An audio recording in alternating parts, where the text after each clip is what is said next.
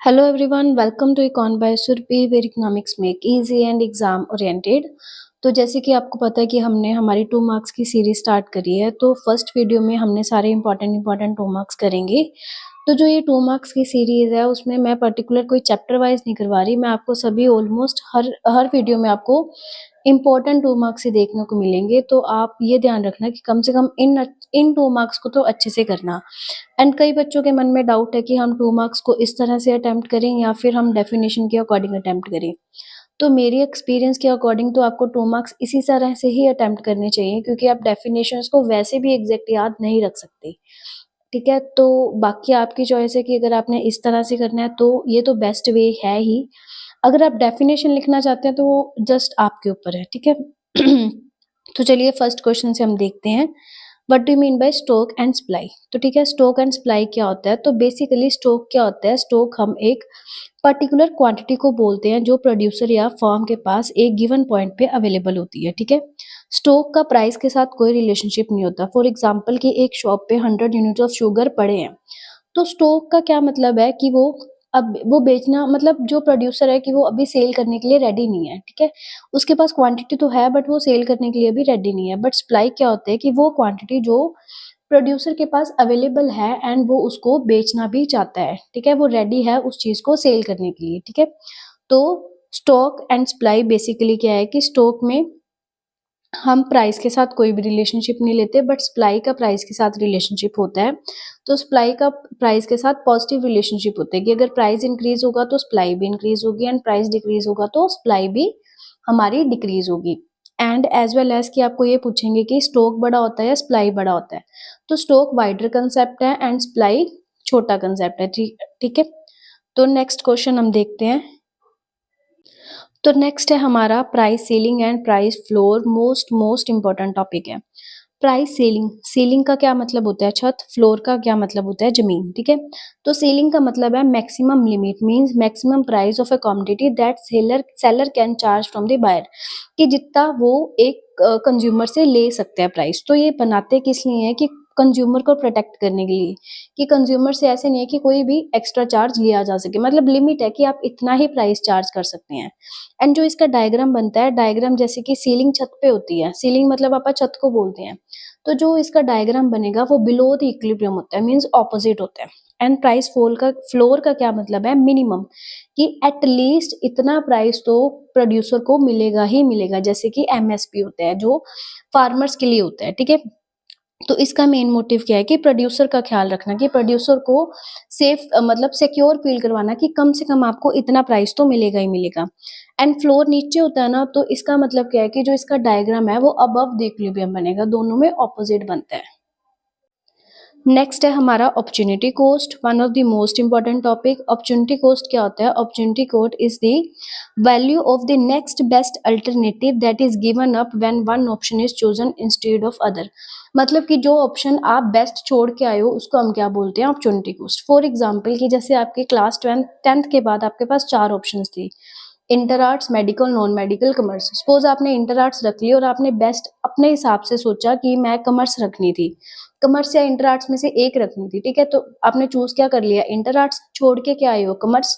तो कॉमर्स आपकी क्या होगी, अपॉर्चुनिटी कॉस्ट। ठीक है, जैसे मैंने आपको इधर एग्जांपल्स बना के दिखाई है ना, तो आप इस तरह से एग्जांपल्स बना के दिखा सकते हो कि सो दैट कि आपका टाइम भी सेव होगा और आपका क्वेश्चन अट्रैक्टिव भी लगेगा, प्लस एज वेल एज कि आपकी लेंथ भी अच्छी खासी बन जाएगी, क्योंकि सिर्फ थ्योरी लिखने से काम नहीं चलता पेपर में। पेपर इकोनॉमिक्स के पेपर में तो स्पेशली पेपर प्रेजेंटेशन बहुत मायने रखती है, एंड बोर्ड्स में तो उससे भी ज्यादा। नेक्स्ट है हमारा यूटिलिटी एंड सेटिस्फेक्शन। यूटिलिटी का क्या मतलब है, utility is the want satisfying power of a good. Utility एक सिर्फ एक्सपेक्टेड बेनिफिट की बात करते हैं, जैसे कि मान लो कि मैंने आपको बोला कि आप ये आइसक्रीम खाओगे तो आपको बहुत अच्छा लगेगा, आपने अभी खाई नहीं है, जस्ट मैंने अज्यूम करवाया है। ठीक है, एंड सेटिस्फेक्शन उसका उल्टा होता है, मीन्स सेटिस्फेक्शन होता है एक्चुअल एक्चुअल जो आपको यूज हुआ है कि मैंने हाँ ये आइसक्रीम खाई थी तो मेरे को मतलब इतना प्लेजर मिला है, इतनी खुशी मिली है। ठीक है, तो सेटिस्फेक्शन का मतलब होता है एक्चुअल, एंड यूटिलिटी का मतलब होता है एक्सपेक्टेड, कि हमें उम्मीद है कि इतनी इससे हमें सेटिस्फेक्शन लेके चल रही है। मतलब ये यूटिलिटी सिर्फ एक हाइपोथेटिकल कंसेप्ट है एंड सेटिस्फेक्शन हमारा एक्चुअल कंसेप्ट है। ये मैंने विद एग्जांपल एक्सप्लेन कर रखे कि यूटिलिटी की भी एग्जांपल एंड सेटिस्फेक्शन की भी एग्जांपल। देन है हमारा गिफन पैराडॉक्स भी इम्पोर्टेंट है। ये इसमें सारे ही मैंने इम्पोर्टेंट करवाए हैं। तो इसके जैसे मैंने नोट्स बनाए हैं ना, तो इसके मैं आपको पीडीएफ मेरे टेलीग्राम चैनल पे शेयर कर दूंगी। तो आप भी इसके ऐसे ही नोट्स बनाएं ताकि आपको 2 मार्क्स के लिए एंड में मुश्किल ना होना पड़े। और जब आप पेपर दे के आओगे ना, you will be thankful to me कि स्पेशली 2 मार्क्स में आपको कोई भी किसी भी तरह की दिक्कत नहीं आएगी। आप एकदम स्मूथली आप अपने 2 मार्क्स को अटेम्प्ट कर सकते हैं। देन है Giffen paradox, sir Robert Giffen ने दिया था। उन्होंने बोला था कि प्राइस और डिमांड में वैसे नेगेटिव रिलेशनशिप होते हैं, ठीक है। वो कहते हैं कि प्राइस एंड डिमांड में नेगेटिव रिलेशनशिप नहीं होता, प्राइस एंड डिमांड में पॉजिटिव रिलेशनशिप होता है। कि किस चीज का प्राइस बढ़ेगा तो डिमांड भी बढ़ेगी, प्राइस कम होगा तो डिमांड भी बढ़ेगी। जैसे कि वेबलन गुड्स होगी, महंगी चीजें होगी। इग्नोरेंस की समटाइम कंज्यूमर को ये लगता है कि सस्ती चीज है तो वो खराब ही होगी, तो वो जब प्राइसेस बढ़ जाते हैं तो वो उस चीज को परचेज कर लेते हैं। देन है गिफन गुड्स की, गिफन गुड्स भी हमेशा प्राइसेस इंक्रीज होने पर ही उसकी डिमांड इंक्रीज होती है। नेक्स्ट है हमारा demand and quantity demanded. Demand क्या होती है? डिफरेंट डिफरेंट क्वांटिटीज पे जो एक कंज्यूमर किसी चीज को परचेज कर सकता है, ठीक है। मतलब different different prices and different different units की बात करते हैं, उसको हम क्या बोलते हैं? डिमांड। एंड क्वांटिटी डिमांडेड का क्या मतलब होता है कि at particular price, at a specific price पे कंज्यूमर ने स्पेसिफिक क्वांटिटी परचेज कर ली है, तो उसको हम क्या बोलते हैं? Quantity demanded. जैसे जैसे मैं आपको क्वेश्चन करवा रही हूँ वैसे वैसे आप कंसेप्ट समझो। प्लस एज वेल एज कि जैसे मैं शाम को ये वीडियो डालती हूँ तो आप उस अगली मतलब जैसे कि आज शाम को डालिए तो कल शाम तक जितने मैंने क्वेश्चन कल करवाए थे आज करवाए थे एटलीस्ट उसको एक बार लिख के देखो ताकि आपकी राइटिंग की स्पीड अच्छे से बन सके। तभी आप पेपर में अटेम्प्ट करोगे। सिर्फ हाँ सुनने से आपको कंसेप्ट क्लियर तो जरूर हो जाएंगे, बट लिख लिख के देखोगे तो काफी अच्छा रहेगा आपके लिए। नेक्स्ट है हमारा iso quant and IC. Iso quant curve तो बहुत सारे बच्चों को प्री बोर्ड में आया था और प्री बोर्ड में आइसो क्वांट बच्चे करके नहीं आए थे। देखो जैसे आईसी होता है ना, आईसी हमें क्या बताता है कि आईसी एक कर्व है जो यूटिलिटी की बात करता है, जो एक कंज्यूमर दो गुड्स को यूज करने पर उसको जो यूटिलिटी मिलती है, मतलब डिफरेंट डिफरेंट कॉम्बिनेशंस, ठीक है। तो आईसी होता है कंज्यूमर पॉइंट ऑफ व्यू से, तो आइसो क्वांट होता है प्रोड्यूसर पॉइंट ऑफ व्यू से।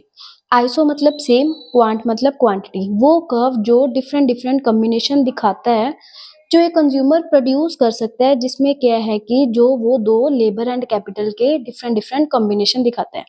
फॉर एग्जाम्पल की जैसे ये पॉइंट है कि मैंने इधर कैपिटल ज्यादा लगाई है, लेबर कम दिखाई है। रुको मैं आपको बना के दिखा देती हूँ, वेट। जैसे कि ये चीज है, मेरा लेफ्ट हैंड है तो थोड़ा गंदा बन रहा है। जैसे कैपिटल इतनी है, लेबर इतनी है, अलग अलग पॉइंट पे कॉम्बिनेशन अलग अलग दिखा रहा है, बट जो वो लेबर एंड कैपिटल को यूज कर रहा है ना, वो उसको प्रोडक्शन सेम बना के दे रही है, ठीक है। एंड जो आइसोक्वांट कर्व के पीछे हमारा काम क्या करता है? MRTS, that is margin rate of technical substitution की अगर एक चीज को अगर एक को वो बढ़ाना चाहता है तो दूसरी उसको छोड़नी पड़ेगी। एंड इंडिफरेंस कर्व के पीछे क्या काम करता था? MRS। तो indifference curve consumer point of view से होता है and iso quant producer point of view से होता है। तो आज की वीडियो में हम सिर्फ इतने ही क्वेश्चंस करेंगे। आप इन क्वेश्चंस को बहुत अच्छे से तैयार करो, लिख के देखो जो कल करे थे। जैसे मैंने नोट्स बनाए आप अपने स्पेसिफिकली नोट्स बना लो पीडीएफ से। एंड अगर आपको कोई भी किसी भी कंसेप्ट में जो आज तक करे हैं अगर दिक्कत आए या आप अपना कोई सजेशन देना चाहते हो कि हाँ बोर्ड में ज़्यादा अच्छे से समझ आते थे या फिर नोटबुक में ज़्यादा अच्छे से समझ आते, तो आप अपना कमेंट सेक्शन में कमेंट कर देना। तो मिलते हैं नेक्स्ट वीडियो में। तो please like comment and share my channel. आपका छोटा सा कमेंट मेरे लिए बहुत बड़ी मोटिवेशन का काम करता है।